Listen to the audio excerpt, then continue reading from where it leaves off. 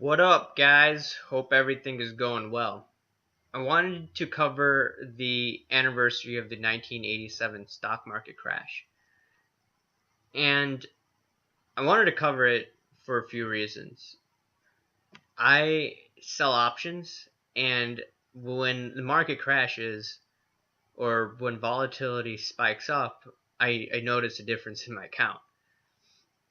And usually it has passed, but it's important to see what happened in 1987 so people like me that sell options and those that are listening don't make those same mistakes. So in 1987, stock market crashed on Black Monday. Market dropped 22%. You had the volatility index at that time. It would have gone from 36 from that Friday, and that Friday to the Monday, the volatility increased to 150, which is ridiculous, by the way. And people that were selling options, right? They had $100 options, for instance, and those $100 options turned into like a $3,200 option. A lot of people naked sold options, and they still do that today. And if volatility were to increase to 150 on the VIX, those people would be wiped out if they sold several, right? And it depends on how much capital you have. So for someone like me, when I see stories like that, I want to make sure that I am hedged against an event like that, because if volatility increases to 150, I would definitely note it. I mean, yeah, I've mentioned that I'm hedged.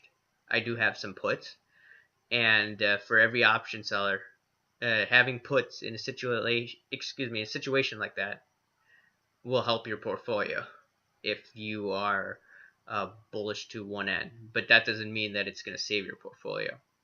And an interesting story was Nassim Taleb, the guy that wrote The Black Swan. I just thought that, oh, this guy just wrote an interesting book, Black Swan, but why did the mainstream media always cover him? Why did the alternative media always cover him? Well, the reason is that he made a boatload of money in 1987, only with $10,000. He was Kyle Bass before Kyle Bass. So Taleb, he noticed in 1985 with these out of the money options for the dollar, bearish positions. He just bought some puts, right? Just because, and he made a handsome profit on it. And what happened in 1985? You had the Plaza Accord, so you had the depreciation of the dollar at that time, because the dollar was very strong. During that time, it was like 150, then it went all the way to 90. And if you look at it, you should notice that he took just out of the money options, it wasn't that much, and made a profit. He replicated that right before the 1987 crash, where you saw him invest $10,000 worth of options in Eurodollar options, right? If you were to buy options in the futures markets, they're very cheap, right? For out of the money, because it's like it said, out of the money. The probability of these events occurring is very low, right? If you look at the delta of the option, for instance, it's going to be on the low end. So, or the delta would indicate that this option will have a low probability of going in the money. And what happened with Taleb, he had $10,000 of out of the money options. And he generated profits by just selling options and volatility, just like everybody else was doing. But he was smart enough to buy these out of the money options. And what happened in 1987? Well, stock market crashed, like I said. And these $10,000 options, when he was working at this firm, I think it was First Boston, this $10,000 went all the way to $35 to $40 million. And it took him a week to unwind his positions. So that's insane. It took, or he made that much money while the rest of his firm lost money. He made the most money he did in his lifetime, according to some of the interviews that he's had. So what does this mean? It means that those individuals that are selling volatility now will be hammered again in the future. Although this is a very low standard deviation event, or even though the probability of this event is very, very low, we will eventually see this in our lifetime, unless you're, 95 years old. We will see something like this. I mean, we already have chaos, in my opinion, going on in Congress right now, in D.C., right? This is 10 years after QE, almost 10 years, right? Federal Reserve hasn't unwound its balance sheet. We still have ultra low interest rates. So that's why I'm saying that we're bound to see it. And Donald Trump, of all people, our president.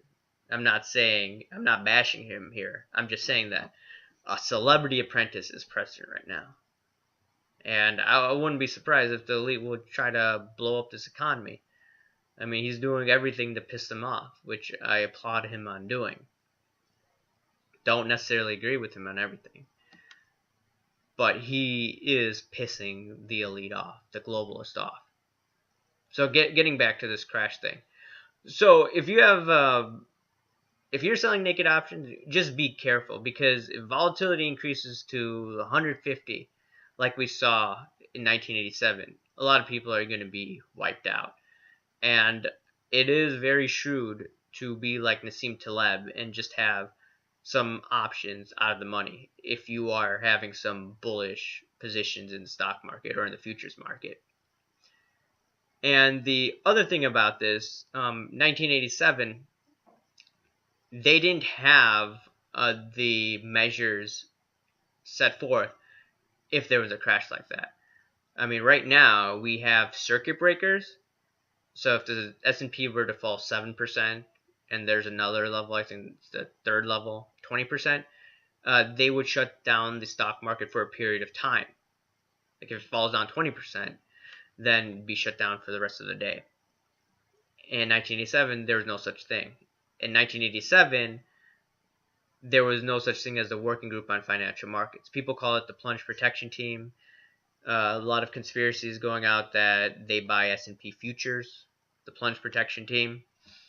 And I wouldn't be surprised if they do that. I mean, Zero Hedge had a video indicating that they definitely are rigging the markets, but they use the Exchange Stabilization Fund to begin with. And if you look at all of that, right now, central banks would probably be buying the market or the Plunge Protection Team if the market were to fall just like that. Now, do I see something like that happening right now? Only if there's a geopolitical event with North Korea and involves a nuclear bomb or a hydrogen bomb. Michael Savage has said that he wouldn't be surprised if Trump uses a hydrogen bomb. So if you see something like that, I would see the market fall down 10% within a heartbeat. Well, hopefully nothing like that happens and we don't see anything like that. In addition, how would the market fall down like that? If you see the market continue to go up and up and up and up and up without a meaningful correction, maybe one day you could see a hard flash crash. Let's hope that nothing like that does happen, and let's hope 1987 does not happen again. But for those that are scared, just make sure that you aren't aggressively selling too many naked options. I am getting rid of some of these options. I am hedged by buying some of these puts, S&P puts. So just wanted to point it out there. This is a lesson from 1987. Don't naked sell options. And if you are naked selling options, make sure you have the capital. Because people went bankrupt. Millions of dollars they lost. Right? They may have had maybe $10,000 options that they sold naked. And then they lost millions of dollars. Millions. So just be careful. And the other thing is, just because Nassim Taleb made $35 million in 1987, or just how Kyle Bass made millions of dollars off of 2006, 2007, and with the Greek bonds, doesn't mean you will do the same thing. Replicating those guys is very hard, and there are consistent ways of making money in this market, but just don't go overly crazy. Just be careful when you're involved in these options if you are an option seller. Anyways, guys, thanks for listening, and I'll talk to you later. Bye.